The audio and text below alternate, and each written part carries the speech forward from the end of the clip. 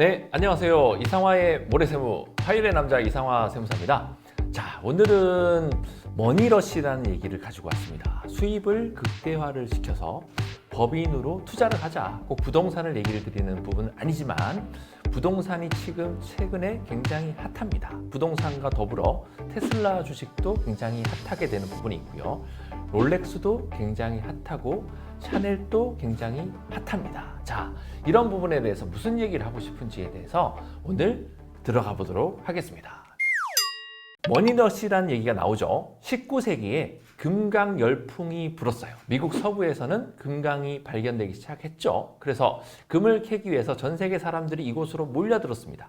2022년도를 2달 앞둔 지금 더욱더 많은 사람들이 수입을 극대화를 시키기 위해서 투자, 더 나아가서 3잡, N잡, 투자에 뛰어들게 될 것이라는 게 머니러시 트렌드라는 부분인 거죠. 그래서 여기에서 투자라고 하면은 모든 분들이 떠올리는 게 내 돈으로 투자를 하는 경우만 떠올리게 됩니다. 조금 더 공부하신 분들은 내 돈 플러스 은행 돈. 그래서 레버러지 효과를 활용을 해서 투자하는 전략을 세우는 분들이 있는 거고요. 여기서 한 차원 더 나가게 되면은 법인의 돈으로 투자하는 경우까지 떠올리게 되는 부분들. 이게 이제 3차원적인 거. 4차원적인 생각으로 들어오게 되면 무슨 생각을 가지게 되냐면은 내가 나중에 나는 잘 먹고 잘 살 수 있어. 근데 내 자식을 봤더니 얘도 잘 먹고 잘 살게 해주고 싶은데 우리나라의 세율 구조를 봤더니 내가 번 소득에 대해서 50% 세금을 내고요. 그리고 50%밖에 안 남잖아요. 그 50%를 내 자식한테 넘겨줄 때에 또 상속증여세를 50%를 내야 되는 거야. 그러니 내가 평생에 100억을 벌면은 내 자녀한테는 25억이라는 금액이 가겠죠. 이 100억을 자녀하고 같이 버는 느낌으로 가게 되면은 50억을 같이 번다라는 가정으로 하면은 자녀는 20대에 50억을 벌 수 있다라면 나중에 80대가 되었을 때는 이 50억은 500억이 되어 있다. 이렇게 상상을 해볼 수 있겠다. 이런 의미로 이 시간에 시작을 해보도록 하겠습니다. 현실은 모아둔 돈이 많지 않은 자녀들이 많습니다. 그렇기 때문에 자녀들의 자금력으로는 부동산 취득 자체가 불가능하다. 그렇기 때문에 개인이 대출까지 끌고 와야 되는데 소득이 있는 사람에게만 대출을 해줍니다. 그렇기 때문에 이 자녀들의 소득을 증가시켜주는 부분에 대한 연구가 필요하고요.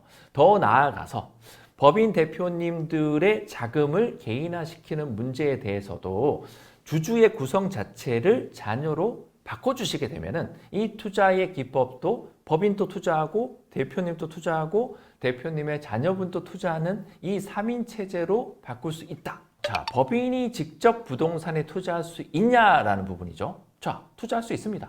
예전에는 주택을 법인이 많이 투자를 하다 보니까 법적으로 제재를 엄청나게 가하다 보니 주택은 이제는 법인이 투자하기는 어렵다. 이렇게 보시면 될 것 같습니다. 그러면 부동산이 주택밖에 없냐? 주택 이외에도 상당히 많은 부동산이 있다라는 부분인 거죠. 법인의 자금이 있다라는 부분인 거죠. 근데 부동산 가격은 계속 올라간다라는 거죠. 근데 법인의 자금으로 대표자의 개인 소득으로 바꾸게 되면은 세금을 반드시 내게 됩니다. 100이라는 게 있었는데 세금을 법인세 20% 내고 나면 80이라는 돈이 남게 되겠죠.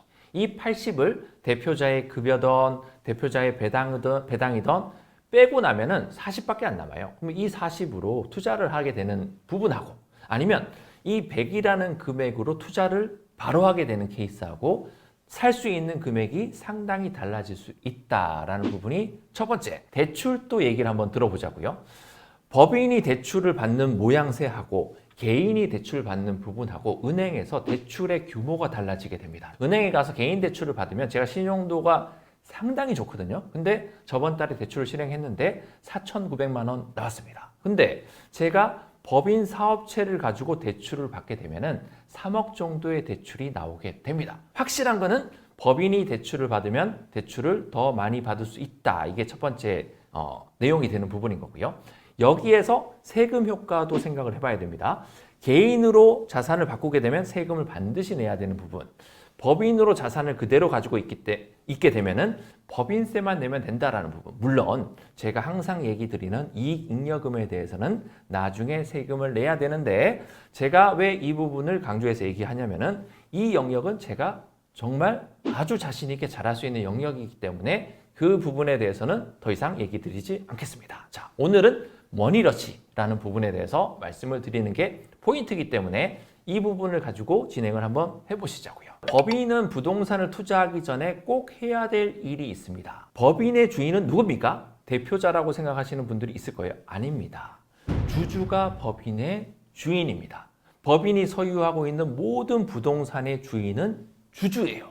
그러면 이 주식을 자녀한테 주고 나서 법인이 부동산을 구입하게 되면은 자녀한테 30%를 줬다고 보자고요. 그러면 30%만큼은 법인의 자녀가 소유권을 가지고 있기 때문에 이 부동산이 나중에 30억이 상승되게 되면은 30억의 30%인 9억은 자녀의 당연한 권리의 대가로 들어가는 거고, 물론 그 부분을 가져갈 때에 자녀가 세금을 냅니다. 그러나 부모님이 자녀한테 내려줄 때는 증여세를 또 내잖아요. 그렇기 때문에 이 단계를 생략을 할 수 있기 때문에 몇 배의 효과가 발생을 한다. 자, 그러면 법인 주주 중에 자녀가 포함되어 있다라면은 뭐 걱정할 일도 없겠죠. 그러나 자녀의 지분율이 상당히 높은 케이스는 없을 거예요. 그렇기 때문에 법인으로 부동산을 취득하기 전에 자녀에게 주식을 이전하는 부분에 대해서 저랑 항상 고민을 해봐야 되는 부분이 첫 번째로 있겠습니다.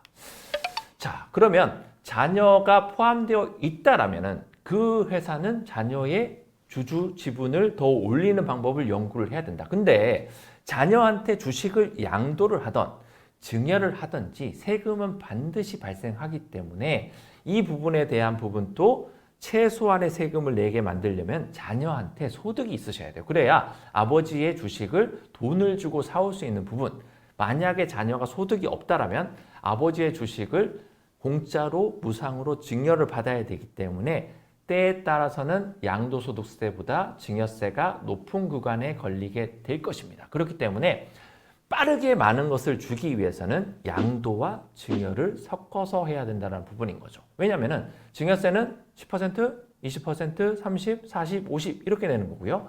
양도소득세는 통상적으로 20%라고 보면 되겠습니다. 그러니 이 비율을 적절하게 되는 영역을 찾아내는 방법도 굉장히 중요하다. 근데 자녀가 만약에 10살이야.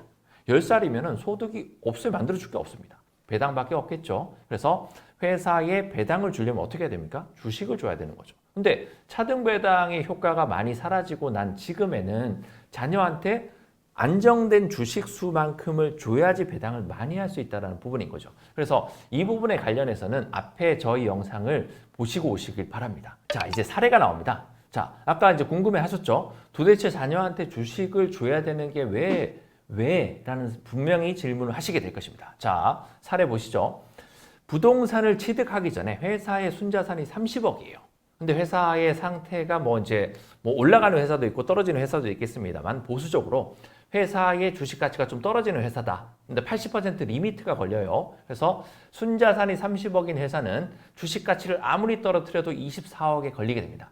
그러면 24억만큼의 주식을 30%를 자녀한테 증여한다면 증여세는 얼마가 나올까요? 증여가액은 7억 2천만 원, 증여세는 1억 4천만 원에 해당하는 증여세가 발생을 하게 되겠습니다. 똑같은 케이스예요. 똑같은 케이스인데 자녀한테 주식을 주지 않고 30억 원래 가치를 가지고 있는 회사에서 30억짜리 부동산을 은행 대출 24억 끼고 해서 샀어요. 그러면 부동산의 시가가 올라가면 올라갈수록 주식 가치가 쭉쭉쭉쭉 올라갈 거란 얘기인 거예요. 근데 그냥 현 시점 기준으로 원래 30억짜리 회사가 30억짜리 부동산을 사서 물론 뭐 대출액까지 차감을 해야 되겠지만 부동산 시가가 많이 뛰어서 회사의 주식 가치가 60억이라고 가정을 해보면 또 80% 리미트를 걸어서 48억이 우리 회사 주식 가치다. 그러면 이 시점에서 자녀한테 이때라도 자녀한테 주식을 줘야지 해서 30%를 증여하겠다라고 선언을 해버리게 되면은 증여가액이 14억 4천만 원이 되는 부분인 거고 증여세는 3억 9천만 원이 나오게 됩니다. 자, 이렇게 보시죠. 앞에 케이스에서도 30억짜리 회사가 자녀한테 주식을 주고 난 다음에 부동산을 취득할 거예요. 그럼 결론은 똑같아요. 자녀가 30%를 들고 있는 건 똑같아질 것인데 증여세는 앞에 사례 1에서는 1억 4천의 증여세를 내게 되고 사례 2에서는 3억 9천, 2억 5천만 원의 증여세를 더 내게 되는데 효과는 똑같다. 자녀는 30% 가지고 있는 거는 똑같다. 이 내용에 해당을 합니다. 자, 근데 이거는 사례에 구체적으로 하나, 2개 정도 들어놓은 사례에 해당을 하는 거고 자녀가 1명뿐입니까? 자녀가 3명인 집도 있죠. 그리고 사모님도 있으시죠. 그리고 나도 있죠. 이 5명의 우리 가족 구성원이 미래까지 서로 끈끈하게 아름답게 잘 살기 위해서는 이분들의 나중에 증여세, 상속세에 대한 것도 생각을 하셔야 된다. 지금 현금을 만약에 10억을 증여하게 되면은 10억만 내려가는 거예요. 세금 내고 10억만 내려가는 거예요. 근데 10억짜리 건물을 자녀한테 증여를 하게 되면은 10억 현금 증여하는 거하고 10억 건물 증여하는 거하고 똑같아요. 세금은. 근데 이 10억은 시간이 지나면서 똑같이 10억. 그리고 이 건물은 시간이 지나면서 30억, 40억으로 바뀌게 됩니다. 그러면 세금은 10억에 대해서 내고 나중에 자녀가 누리는 거는 30억, 40억에 대한 효과를 누린다. 그렇기 때문에 사전 증여를 빨리 해라라는 게 예전의 트렌드였다고 하면 이 머니러시의 시대에서는 가장 자금을 빠르게 모아야 됩니다. 그러면 어떻게 해야 되느냐? 세금을 가장 적게 내야 되는 부분인 거예요. 누가 세금을 가장 적게 내냐? 법인이 가장 적게 낸다는 거죠. 그러면 법인이 자산을 막 취득하게 되면 누가 좋냐? 주주인 대표님이 좋겠습니다. 근데 주주인 대표님만 좋지 말고 어차피 미래에는 그 자녀들한테 물려줄 거니까 미리 재분배를 하게 되면은 모든 재산들이 세금을 가장 최소화를 내고 가게 될 것이고요. 그 부분이 다시 또 투자를 거치게 되어서 계속 자산이 급강이 되는 사회. 자, 좀 어찌 보면은 좀 씁쓸한 부분이기도 합니다. 왜냐하면은 부동산 가격이 거의 천정부지로 계속 올라갑니다. 근데 이렇게 생각하실 수 있잖아요. 이거 분명히 꺼지지 않겠습니까? 이렇게 꺼진다라는 것은 우리나라 경제가 굉장히 힘들어진다는 얘기가 되는 거예요. 나만 힘들어지면 상관없는데 모든 분들이 다 같이 힘들어지잖아요. 그러니 설사 좀 내려간다 하더라도 그 부분까지 걱정하지 마시고 지금은 극대화 전략을 짜보자 라는 부분에서 첫 시간에 이렇게 한번 던져드립니다. 다음 시간에는 조금 더 구체적인 사례를 가지고 한번 다시 찾아뵙도록 하겠습니다. 오늘 준비한 영상은 여기까지 마치도록 하겠습니다. 이상화 세무사였습니다. 감사합니다.